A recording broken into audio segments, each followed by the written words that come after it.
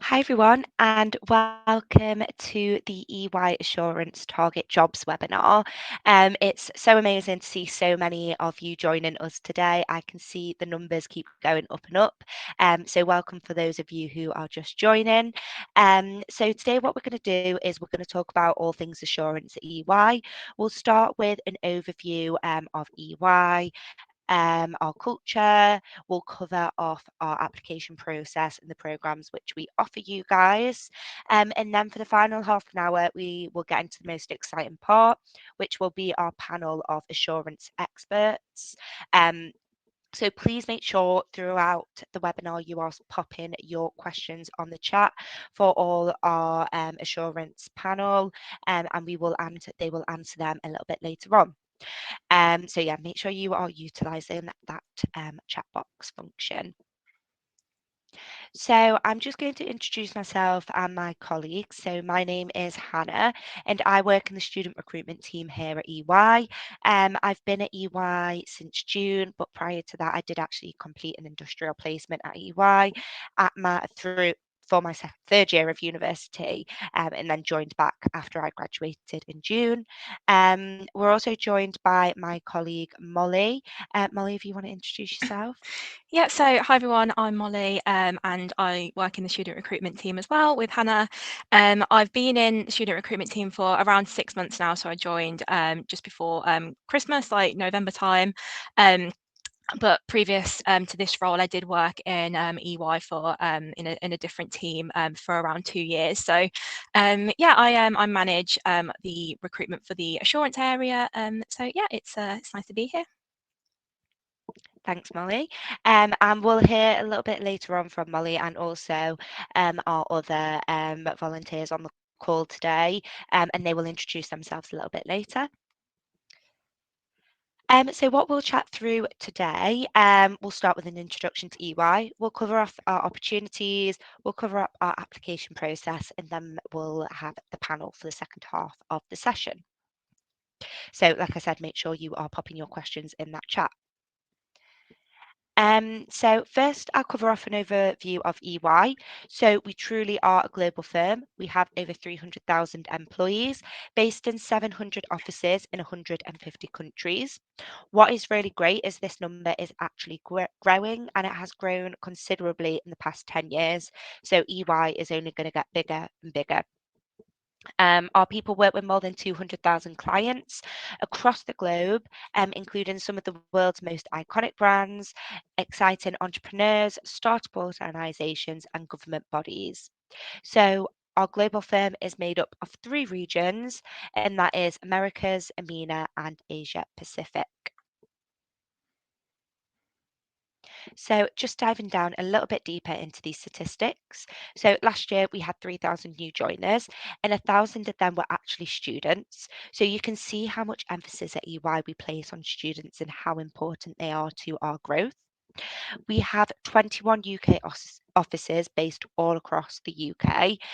So hopefully you're looking on the screen here and seeing an office which you would potentially like to join.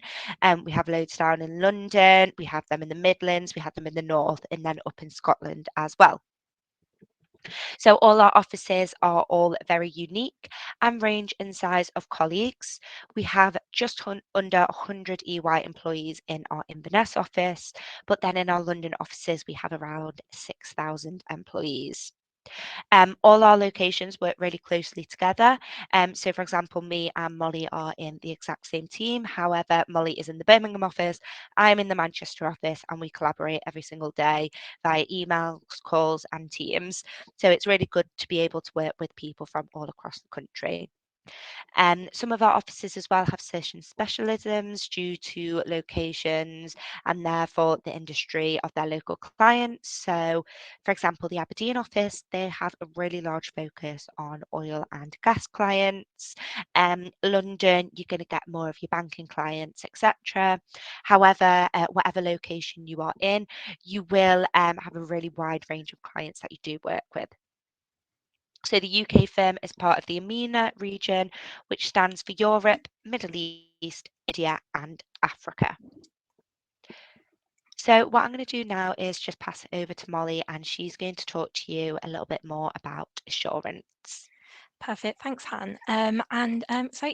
Assurance is our biggest service line globally, and we work to make sure that businesses are protected from risks that can affect things like their reputation and their performance. And as external auditors, we help companies and governments publish accurate financial statements that others can rely on so we can all build a better working world.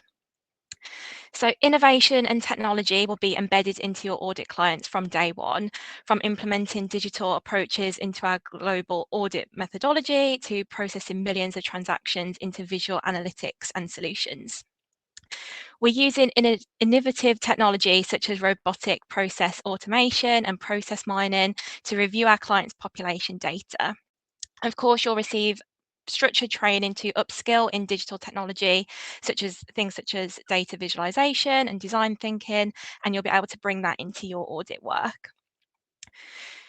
So what will you actually be doing? So you'll be getting to know our clients, their businesses and how they work. You'll be testing checks and balances to ensure they work how they're supposed to. You'll be analysing the data that goes into a financial statement to make sure that it's true and fair. And you'll also spend substantial periods of time travelling to other offices and client sites, which is obviously very appealing to a lot of our new students. And just a note that you will be expected to work longer hours during peak times in client delivery work. This is especially the case for our grads during busy season, when you may potentially need to work over weekends occasionally as well. So just something to be mindful of. So that is covering our audit team, and now our extended assurance team is slightly different. So I'm just going to cover that as well. Now, our extended assurance team provide a broad range of business change implementation assistance and provide business assurance across the financial services industry.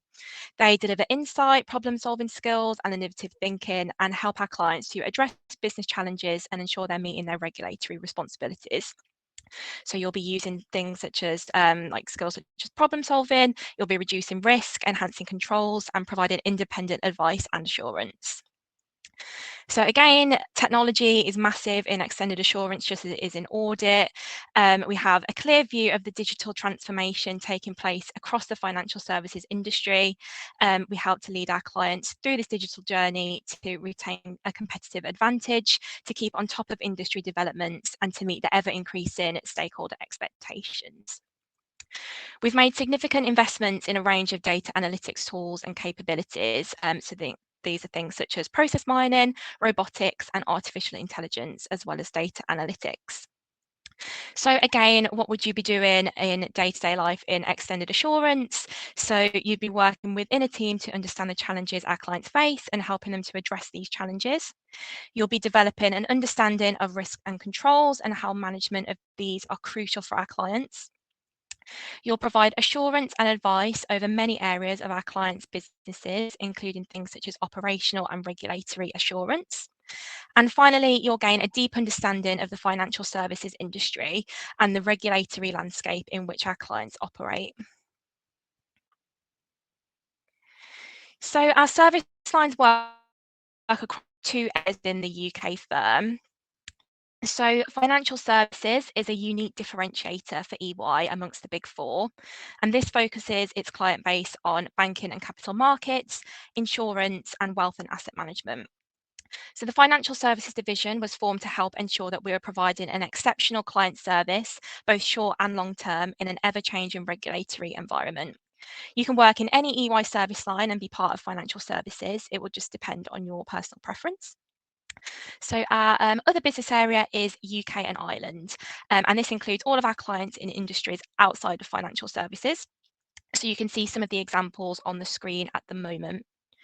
Our government and public sector team falls under UKI, and as part of this team, you'll help governments to adopt digital technology and to create new ways of working with the aim of achieving better outcomes for citizens and better experiences for government workers. So to us, it's yours to build means that we'll support you on the journey to becoming your best professional self with inspiring and rewarding experiences throughout your career. The skills that you build here will unlock doors anywhere. You'll work side by side with market leading entrepreneurs, game changers, disruptors, and visionaries. You'll be part of an organisation that's seamlessly connected across geographic boundaries and industry sectors, and you'll never stop learning. We're investing more time, technology, and money than ever before in skills and learning for our people. So, some examples include the EY Tech MBA, which is a new first of its kind MBA program in collaboration with Hull International Business School. And this is available to all of our people and is completely free of charge. Another example is our EY Badges program. So we're the only one of the big four to offer a badges program where our people can earn digital badges for future focused skills. So things such as data visualization, data science, AI, there's a whole mix of badges that you can take part in. The program helps our people to increase their market value and to differentiate themselves again within the market. And finally, LEAD is our innovative approach to performance and development. So, whilst most performance management systems are focused on looking backwards, ours provide real time feedback for our people to see what they're doing and how they could do it better. LEAD combines a cutting edge technology platform and better conversations, which will all aim to help you look forward and get further even faster. So, we might be a global organisation with a very powerful scale, but our office culture doesn't reflect this at all. So, you're able to feel like you really belong here. We're very flexible, we have mentoring, and again, better conversations to help you succeed. Whilst you will feel the power of our global commitment to diversity and inclusiveness, it will all make us stronger and enhance our agility in the face of change. So, again, I'll just talk through a few examples of this at EY. So, firstly, we're proud to be a leading voice on LGBT plus inclusion around the world. So, again, an example of this is the Partnership for Global LGBTI Equality. That was a bit of a mouthful. A first of its kind initiative that EY formed with 7 other leading organisations to work with the World Economic Forum's Centre for New Economy and Society to enlist CEOs to implement the United Nations LGBTI standards. We've also launched the first EY Neurodiversity Centre of Excellence in 2016. So, whilst we did expect positive impacts for EY people and the EY brand, after 9 months, we compared the work of the pilot team to a neurotypical one, and we really did find some great results. So, whilst quality, efficiency, and productivity were all comparable, there was a slight surprise, and the neurodiverse employees all excelled at innovation. So we are looking to expand our locations for our neurodiversity centres of excellence, and hopefully we'll soon have centres all around the world. And finally, EY focuses on how we and other organisations can promote both visible and non-visible disability inclusion in the workplace. So the World Health Organization estimates that 1 billion people in the world currently live with a disability. That's 1 in 7 of us. So obviously it's very important to us at EY that every employee feels supported no matter what. So again, just going to pass back over to Hannah, who's going to go through some of our programs that we offer at EY.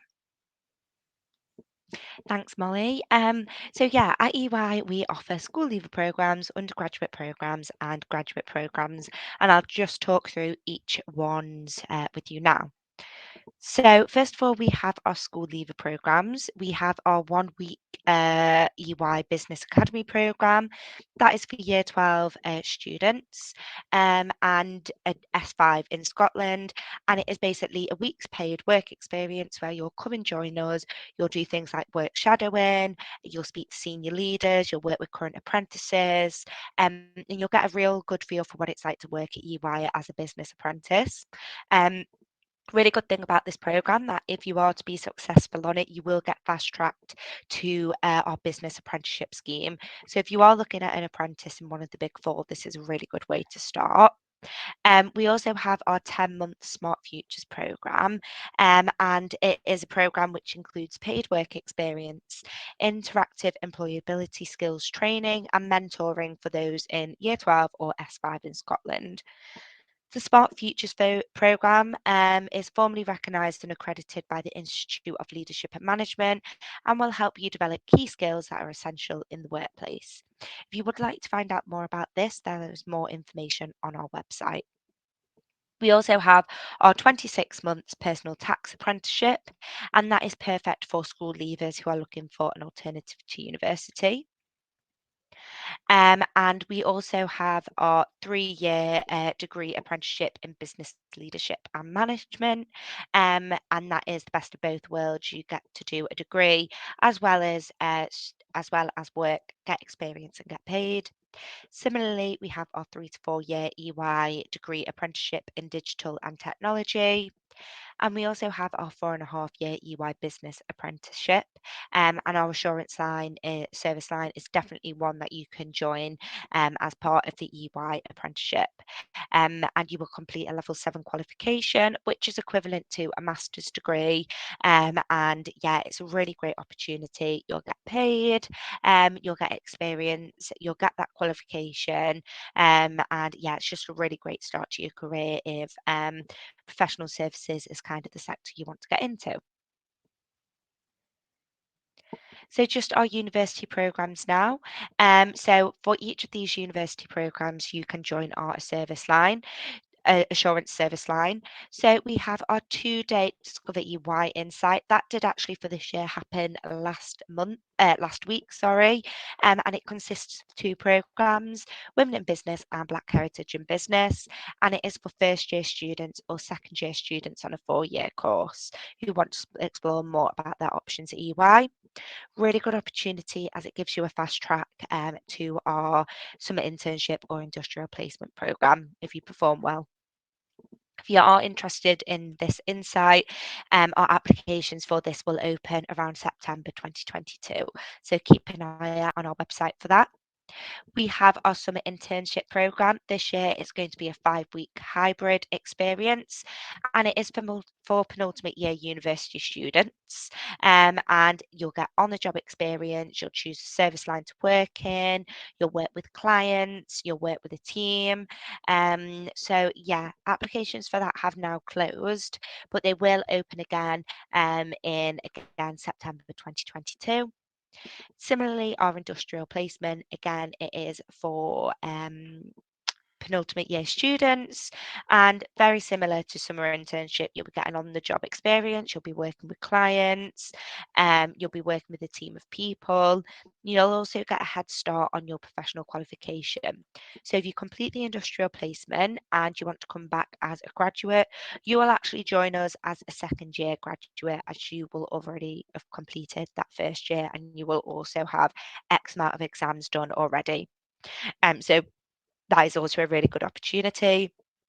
Again, our applications have closed for industrial placements, but they will be opening again um, in September 2022 for our 2023 programme. And we also have our graduate programme as well. Now, you'll be glad to hear that these applications are still open, and it is perfect for university students in their final year of university, or who are final year of masters, anything like that. And it's a 2 to 3 year programme, depending on what service line you join. Assurance is one of those service lines, and we actually take most of our graduates into the assurance service line. You'll work with local, national, and global clients, from startup organisations to big organisations. You'll gain your professional qualification as well and industry training. So it's a really good opportunity yeah, it's a really good program to join and a really good opportunity to get a head start in your career. So at EY, we recruit on 10 key strengths. You can see them all on the screen here. So accountable, adaptable, agile, analytical, curious, in the know, number savvy, resilient, strong communicator, and team player. So throughout our recruitment process, we will test these skills numerous of times. So you will get plenty of opportunity to demonstrate these skills. Additionally, some service lines look for particular skills over others. So I know for the assurance service line, number savvy is definitely one of the skills that they look for. So if you're looking at the screen here and you're thinking, oh, I'm a good team player, I'm quite good with numbers, I'm a good communicator, then EY is definitely the right place for you. I'll quickly run through each step of our recruitment process, and then Molly will take you through them in a little bit more detail. So, for our work experience business academy, which applications are still open, it is an application form followed by online assessments, followed by a telephone interview. If you are to apply for our apprenticeship program, which applications are still open for, it is those first three steps plus a final interview. Moving on to Discover EY, which I mentioned applications are closed but will open again in September 2022. Application form, online assessment and job simulation. Summer internship and graduate schemes, application form, online assessment, job simulation and final interview.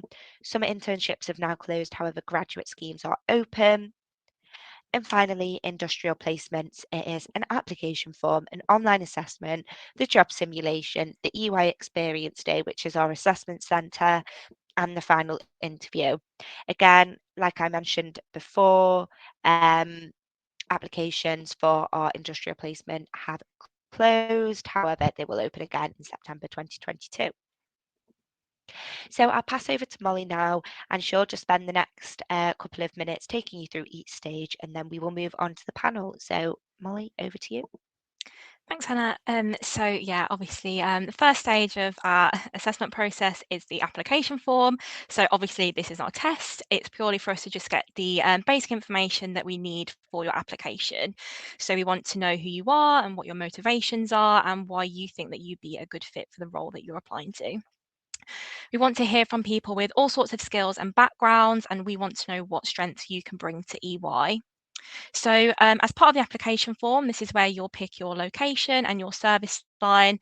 And just to let you know, we can't get my words out, an open access policy. So we don't screen out any applications based on your academic performance at A levels or higher alone.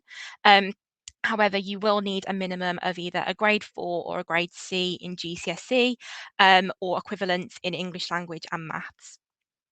So at this point, if you'd like to tell us about a disability or a long-term health condition, we can help with adjustments or support during the recruitment process.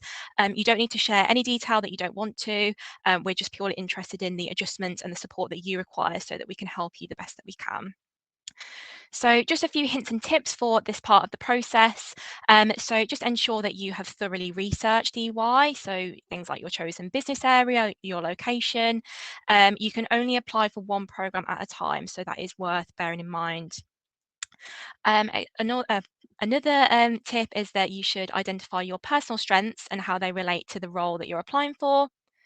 And when filling out your details, please make sure that you read all of the instructions carefully, provide all the details of your qualifications, and make sure that you proofread your form before submitting it. So I'll just on to the second part of the assessment process, which is our online assessments. So the first online assessment comprises of numerical reasoning and situational judgment questions. The situational judgment test can be done at your own pace, but we do recommend that you complete it as soon as you can. The numerical reasoning test, on the other hand, must be completed in one sitting. And whilst it's not time limited, it is time recorded. So how long you take to complete the test will be factored into your score. At this stage, you'll also complete some situational scenarios as well, and this will give you an insight into EY. And we suggest that while answering this part of the process, you give truthful answers that relate to your own thinking style, not what you think that we're looking for. So the NRT is used to explore how you deal with numbers and numerical information. This test will allow a short practice test to begin with, and once completed, you'll go straight into the live test. Please just ensure that you're ready to complete all of this in one sitting, as like I mentioned, you won't be able to return once you begin. The numerical test includes calculations and numerical problems to solve, and it's important that you work quickly and accurately. So again, I'll just talk through a few hints and tips for this part of the process. So like I mentioned, don't try to second guess what we're looking for. Of course, we need a really wide range of personalities and skills at EY to continue to be a successful business. So again, we recommend that you answer truthfully how you would usually answer rather than guessing what we're actually looking for in our process. Another piece of advice is to practice as many numerical tests as you can before the real thing. There are lots of them available online, and we'll share some websites later where you can go and practice. As these tests measure speed and accuracy, we'd strongly encourage you to practice and refresh yourself on things like basic maths problems, like fractions, percentages, as that's what the numerical test is based on a lot of the time.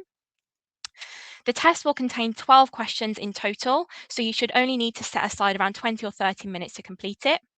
And as mentioned previously, it's important to remember that the NRT is time recorded.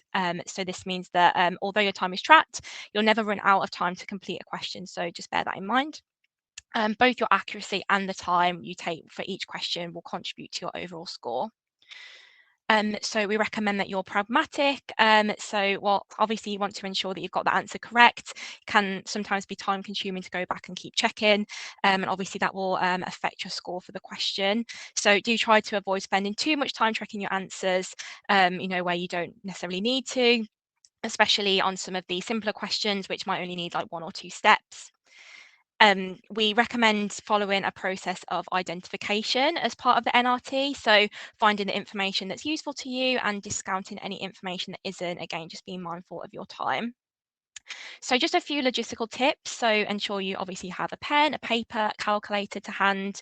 We also strongly encourage you to use a Windows-based platform as there are known issues with Mac systems. We recommend Internet Explorer or Chrome as to use for the browser for the assessments. And finally, just make sure that you're somewhere comfortable, relaxed and quiet, just so that you can fully concentrate on your answers. So just moving on to the next stage, so the telephone interview. So this is specifically for our Business Academy students and our apprentices, as Hannah mentioned earlier. So we recommend that you receive the call somewhere quiet and comfortable, and obviously make sure that you've got signal and battery on your phone. We'll call you using the telephone number that you've provided on your application form. So again, just make sure that everything is up to date and accurate. So just in terms of preparing for the telephone interview, so again, just make sure that you're thinking about your motivations to apply to the specific program and the location, as the questions will be specific to the team that you're applying to. So do make sure that you're looking back through the job description, making sure you're researching, videos and resources online, and try to understand what the team you hope to join actually do. So for the equivalent of the telephone interview for our grads, some interns and industrial placement students is our job simulation. So this is all about getting to know if you're right for the program that you've applied to. We'll use real work-based scenarios to explore different aspects of your potential role and how your individual strengths will fit at EY. So there are 14 questions in total for this stage, which are a mixture of multiple choice, written and video questions. Again, there's no time limit, but this must be completed in one sitting, which on average you can expect to take around 45 minutes.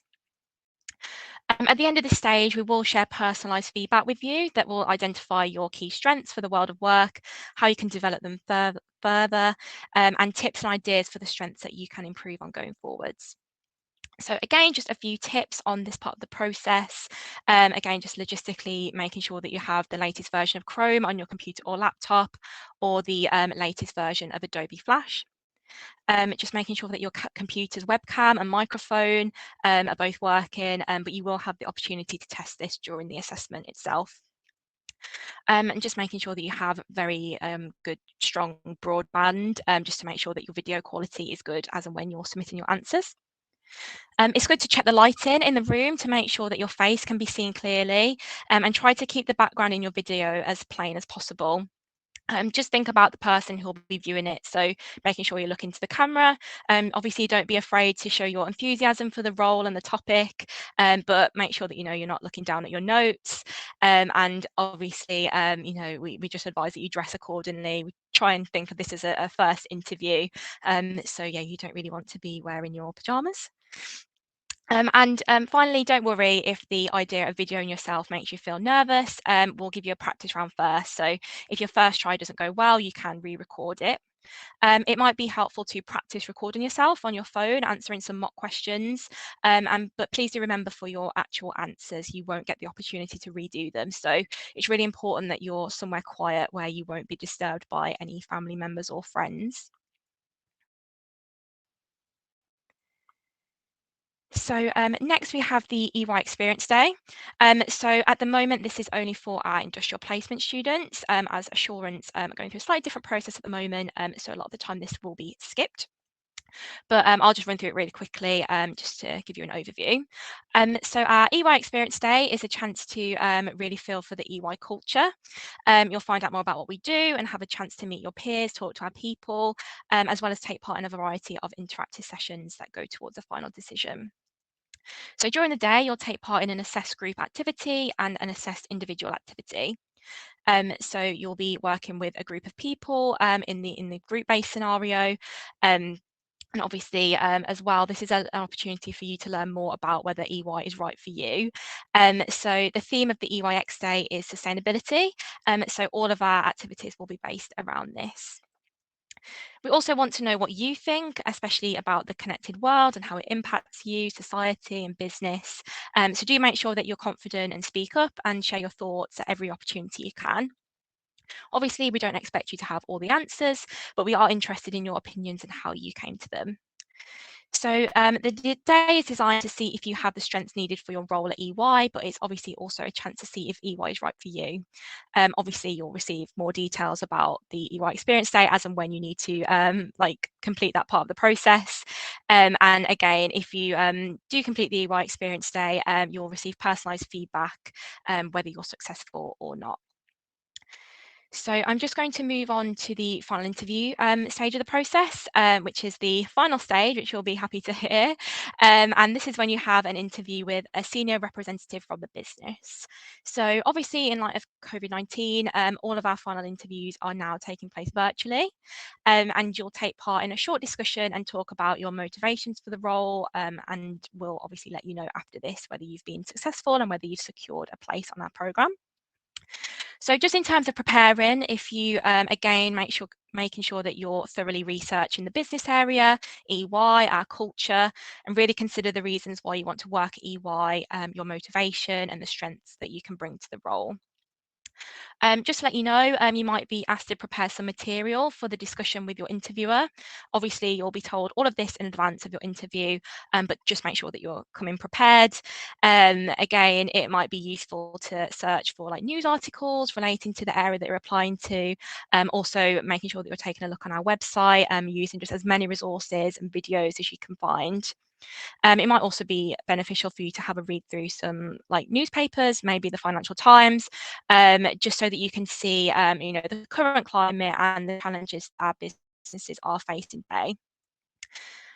Finally, obviously, really important, making sure that you're thinking about your career goals and your motivations for applying.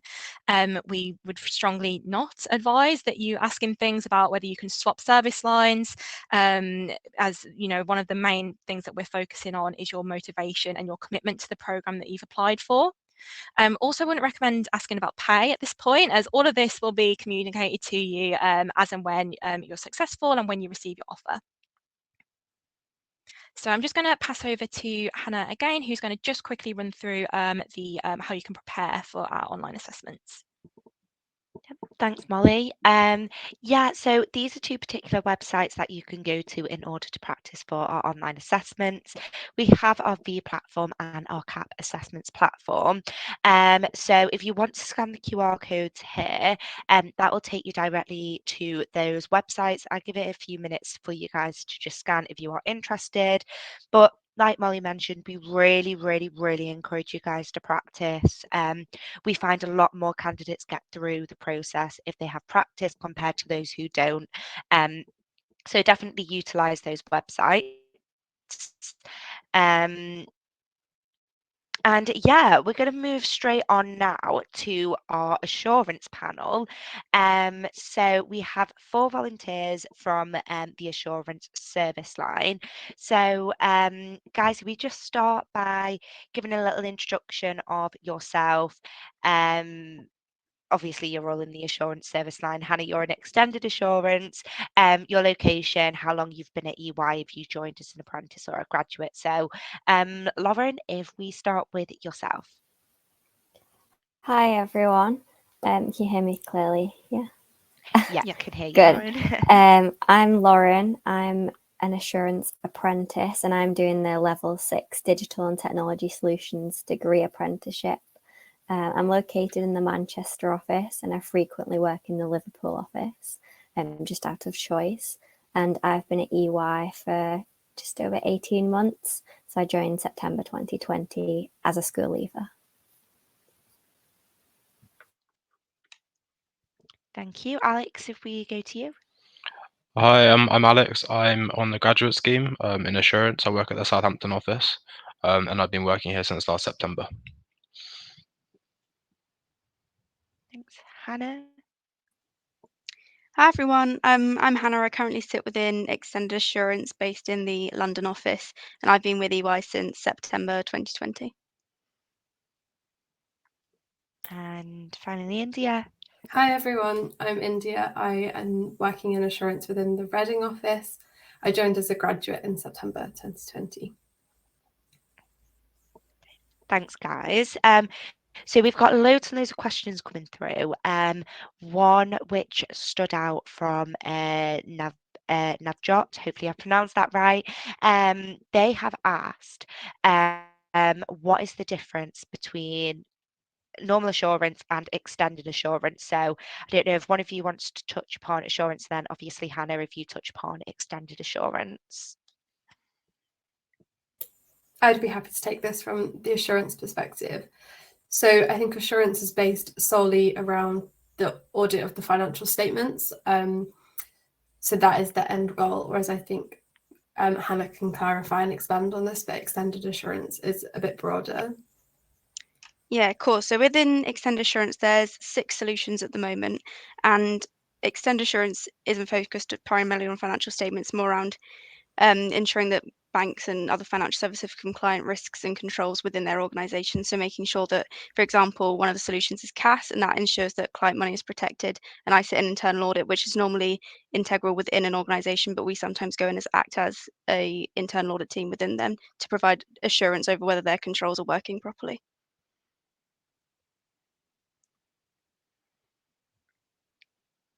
Perfect. I've just seen a question that I thought might be good to ask you guys, which is just around exams. Obviously, a lot of people want to know about like your like the studying schedule, and how you're finding it with like work-life balance and things like that. So I don't know if somebody wants to expand a little bit on the experience that they've had, on the exams that they've studied, and how you find balancing that with working with like clients, and how you generally find the studying side of it, of your graduate program or apprenticeship program. Yeah, I'd be happy to take this one. So I've been here since September, so I've done 6 exams now, and you get paid time off, but also within that paid time off, you have tuition from like a professional tuition provider. So their entire job is just to give you the support and the lessons that you need in order to pass the exams first time. And then so that's the certificate level, and I've just come into the professional level now, so the exams get a bit more challenging. And what we've got now is actually 2 weeks of tuition for each exam. So you do get quite a lot of time off. So over the course of this summer, I'm going to have 12 weeks in total of paid tuition. So that really helps. But then apart from that, you do have to study kind of in the evenings and at the weekends if you want to pass everything first time. So that's quite it's quite intense. It takes commitment for sure, but then you obviously get the reward at the end of getting this great qualification. Um, I'd say so far the people that I'm working with have been really supportive. So if you have a study period, on a day where you might have a lot of work to do, but you still need to study, you can just say, look, I've got to study today, so you can finish at sort of 5:30, and get those hours in that you need. Because everyone that you work with has also gone through the same process. So I think everybody really tries to be supportive to ensure that the younger people can get the qualifications that they've already got.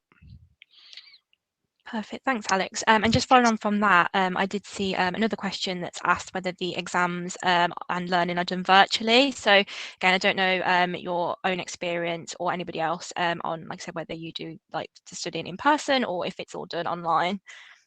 I can just add as well, from an extended assurance perspective, we don't do the same exams as assurance, so we do SEMA. So we only have 4 exams over the course of 1 year, and we don't get as much kind of study time off. We get a week for our financial accounting exam, and then 2 to 3 days for the other 3 exams. So there's less exams within extended assurance as compared to straight assurance. Thanks, Hannah. I think so. I'm doing the degree, so we don't do exams either. We do it's all coursework and essay based. In terms of working virtually and in person, it's a mix. So I'm in Manchester, but we all had a week in London studying, and then some of it's virtual. So it's kind of a mix. But that was nice because it was the first time I got to meet all of the apprentices all over the country. And it is nice to be kind of sat in a classroom, the teacher's right there, you can ask them whatever you need to.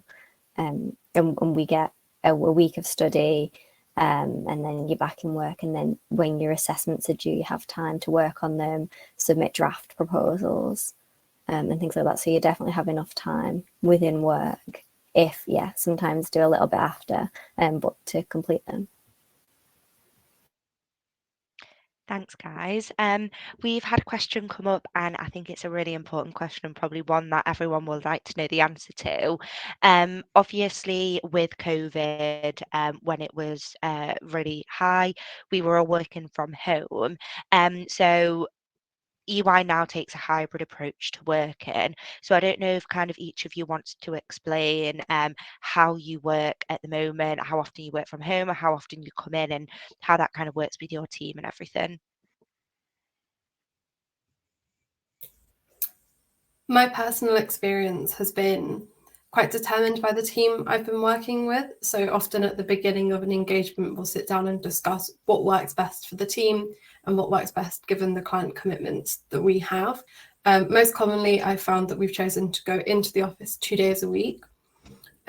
Historically, you would have spent most of your time on client site, but since the pandemic, we found a lot of clients are a bit more hesitant to allow us onto their sites, or perhaps they've downsized and don't have the space for us to do so. So I think it depends a lot on your client. I've had some clients where they've wanted us to go to site every day, and we have to be mindful that that is a service they are paying for, and that's something they are in their right to kind of expect from us. But they've often been open to discussion, and we slowly moved back to kind of doing a bit 50-50 on client site and from home. So it's quite dependent on your team and your client, but overall it's been a pretty 50-50 approach so far. Yeah, I'd agree with India.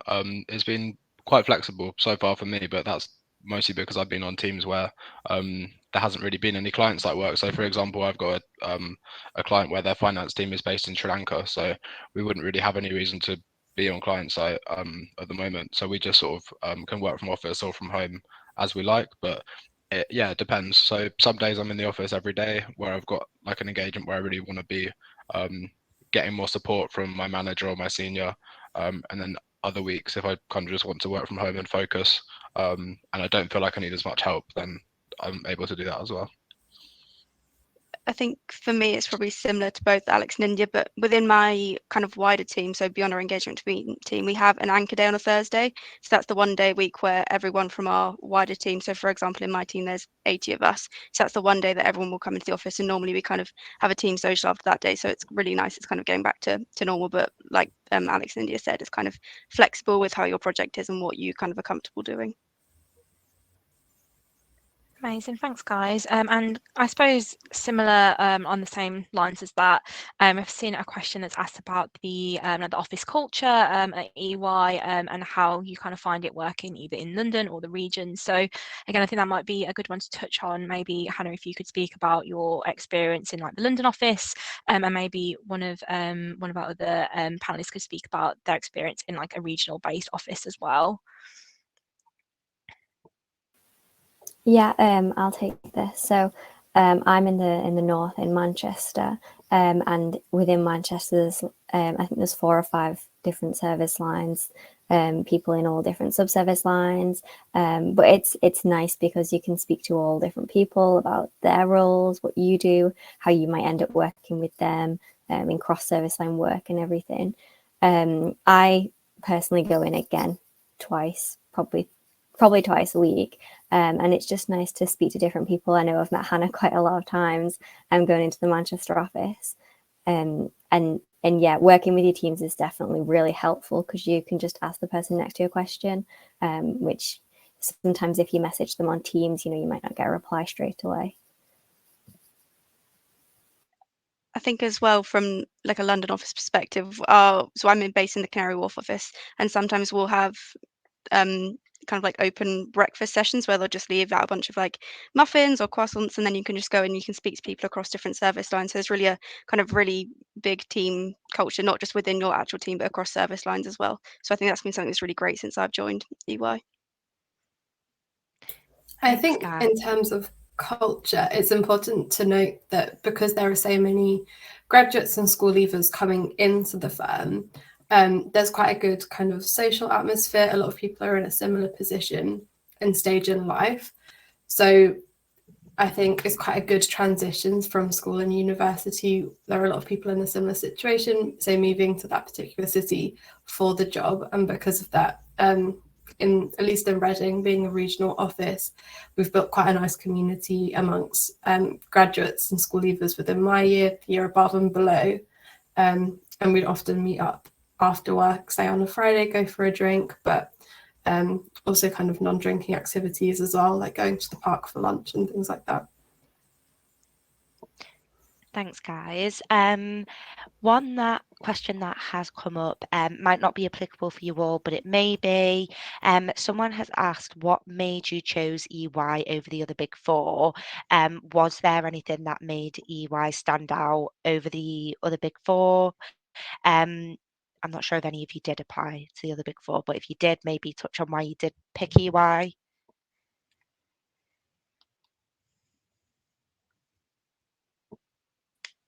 I mean, I'm happy to take this one. So I think for me with EY, it was mostly just kind of the culture aspect of it. I personally felt that going to assessment centres, EY kind of had the most open culture, and I felt like it was where I was most comfortable at my assessment centre and with all the people I met throughout my interviews and things like that. So for me, I just think it was the culture and values that EY had that kind of made me choose EY over other big fours.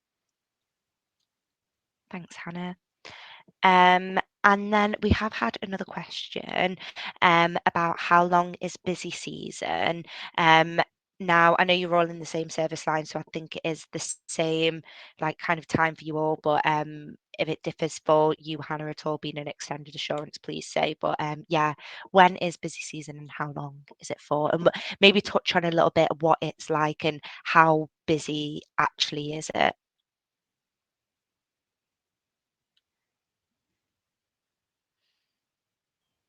So I think it really depends what client you have. So I kind of went into it thinking busy season was going to be super intense, but the longest hours, so going back to the time period, is usually like January to sort of March, April, depending on your client's year end. But for me, it wasn't really that crazy. I kind of worked latest sort of 7 o'clock in my first busy season. So obviously a bit of overtime throughout the week, but not ridiculous. But then I had friends that were working much longer hours, so it kind of just does depend on the team and the client that you're on, as to what's expected of you and how much work there is to do. I think from an extended assurance perspective, we don't really have a busy season. If anything, it gets slightly busier towards kind of December time when clients are wrapping up their audit plans for the year, but we don't have a busy season per se. Perfect. Thanks, guys. Another question, just on like maths and things like that. I know that's always a common one. So someone has asked whether A-level maths is necessary, which I can comment and say no, it isn't. But I think it's just good to maybe mention just how you guys find the maths and the level of maths that's required of you, like in your day-to-day roles, because I know sometimes that can kind of maybe put people off a little bit. So yeah, it'd be good to hear your views on like the numerical side of the role and whether you find that challenging at all. I think from my job role, we use a lot of the work paper bots and the EY Helix tools that you mentioned before, Molly. So I think a lot of it is, computer generated, or you can use a calculator, things like that. A lot. I think when I've also worked just in audit, and you use a lot of Excel. There is a lot of calculations, and a lot of use of formulas, but you can kind of follow everything through. If things are in a logical step, and you don't have to work anything out in your head, and you can definitely go through it with a senior or a manager who can understand where that calculations come from, where the client's got their numbers from, things like that. But it definitely helps if you like maths, because you will be working with numbers all the time. Just from an EA perspective again, for context, I didn't do maths A-level and I did biomedical sciences at uni, so I don't come from kind of any finance or maths background. And whilst there is some maths, there's so many support networks around you with your managers and seniors and engagement team that it's not really an issue if you do think that your numerical skills aren't the strongest, but there's always support around you. Yeah, I'd agree with that. I studied politics at university. Like the level of maths that you actually do during the day to day is no more difficult than GCSE, I would say. Um, and yeah, like you say, there's so much support around you to help you get to the level that you need to be at if there is stuff that you don't understand. And I think the big thing with accounting, at least for me, is that you are using numbers all the time, but the difficulty of the numbers you're using is not like you need to be doing advanced algebra or anything like that to actually understand and use the numbers themselves.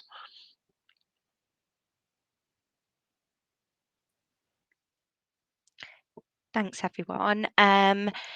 We have had a question about work-life balance. How is your work-life balance? And yeah, how does EY support that?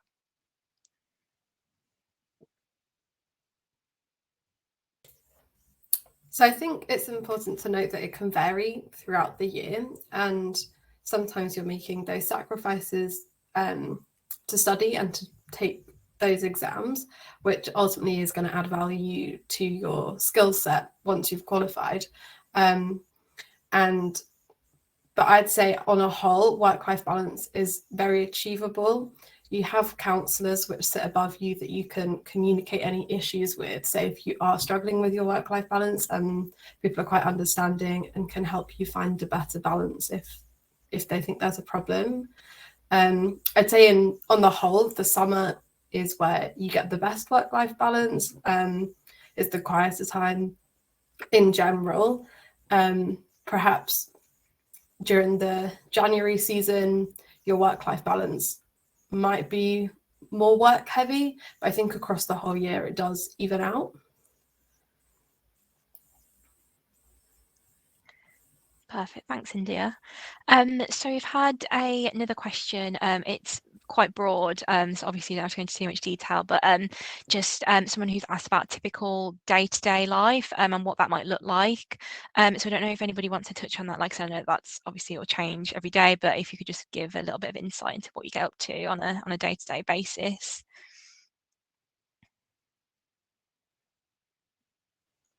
I'm happy to. So I think for me, there's obviously we'll have quite a few team meetings and touch points to make sure everyone knows what they're doing for the day, and we'll also have quite a few client interactions. So whether that be with kind of junior members of the team or kind of CEOs and CFOs from client interactions, and then also at EY we have side of desk activities, which is beyond your client engagement. So that can be anything like go-to-market activities, helping people initiatives in your team. So quite a few meetings within that. And I also would say that on days when you're in the office, quite a few people will just grab you for a quick coffee so you can catch up and kind of talk about things that are non-work related as well. So it does vary day on day, but definitely a lot of client interaction and team interaction. And also I know quite a few people when for you first join kind of dedicate time for learning as well. So there's really a strong drive for like learning and development as well when you first join. So just quite a varied day, I'd say.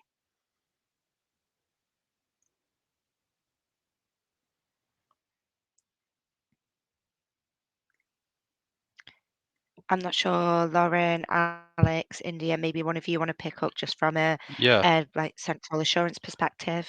sure. Yeah, no, I'd say it's like Hannah, it's quite varied, like a lot of interactions with clients, having meetings with them, trying to solve issues. But then in first year, like a lot of what we're doing is it's called testing. So you might have an account such as revenue. So what we'll then do is investigate and get evidence for all of the for a sample of the revenue that the company has told us they've got. So that might be looking at things like invoices, proof of payment, just to check that everything is as they say it is. So that's quite a large part. And then you also have planning. So you'll be in meetings with your team, working out like who's doing what the approach is going to be for the audit, things like that. But then there's also other stuff that is outside of the auditing itself. So for example, my office is doing like a charity triathlon tomorrow. So I've been involved with helping to organize that. So that's been a lot of meetings of sort of planning and organizing everybody, getting t-shirts and all that kind of stuff. So yeah, there's quite a variety, I would say. And yeah, like Hannah was saying, also development. So we'll do online learning, especially in your first year as well. Like you'd get a lot of learning to kind of get you up to speed with everything you need to know. Thanks, Alex. Probably have time for one more question, and I think it would be really nice to end on if each one of you could just give a piece of advice to the students. So a lot of them on here are interested in EY, interested in applying. So maybe one piece of advice to the students about applying to EY, about joining EY. Yeah, anything really that you think could be helpful for those. So yeah, Lauren, if we start with you, then we'll go Alex, Hannah, and finish with India. Yeah, I think my one piece of advice would be to definitely research. So, you know, the EY website has got so much about like service lines, which one's best for you. I think that there was a quiz when I was doing it to see which one would fit you best. Yeah, Hannah's nodding, that must still be a thing. So just research it and try and find the best fit for you. And in your interviews, you know, your applications and everything, make it known what makes you stand out, not just what you think EY wants to hear, but what you think your best qualities are as well. Yeah, I'd really agree with what Lauren said. I think the biggest thing for me that helped me get the job was just preparing. So like researching the company, researching what's going on in the market, researching what's happening in the audit world, but then also preparing in the sense of working out why do I want to work at EY? What have I got to offer? So in your final interview, they'll ask you things like, why have you chosen this specific service line? Why have you chosen this specific office? And they don't want to hear sort of vague responses. They want to know why specifically this service line. What is it about you that makes you qualified to be an auditor, or what is it about you that makes you want to work in Southampton or London? Is it because you like living in a big city, or is it because you like having access to outside the areas like you would in Southampton, for example, because we have the New Forest nearby? So yeah, be specific in your responses and prepare. Make sure you know what you're talking about when you go into your interviews. I think my one piece of advice would, it's cheesy, but just be yourself, because EY employs such a range of people.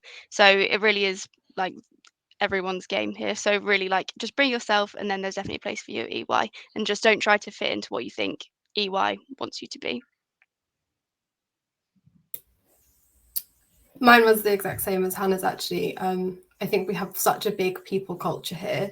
Being yourself is definitely the best thing you can do. We're looking to employ a diverse team, people with different skill sets. We don't want clones of each other, so don't second guess anything. Just be yourself and portray the best version of yourself. Thanks, everyone. And thank you so much for taking time out of your day to come and chat to us today. We really do appreciate it. So thank you so much for coming along and providing those really useful insights into your role at EY. So just our final slide now before we wrap up. These are our social media handles. Please do go and connect with us on social media. There is our website as well. If you are interested in applying, there's so much more information on our website as well. So yeah, just want to say a massive thank you to everyone for coming along today. Thank you for the amazing questions you have all asked. Yeah, Molly, I don't know if you want to say a short farewell. Yeah, just thanks all for watching. I hope it was useful for you. And yeah, hope to see you at EY soon. Yeah.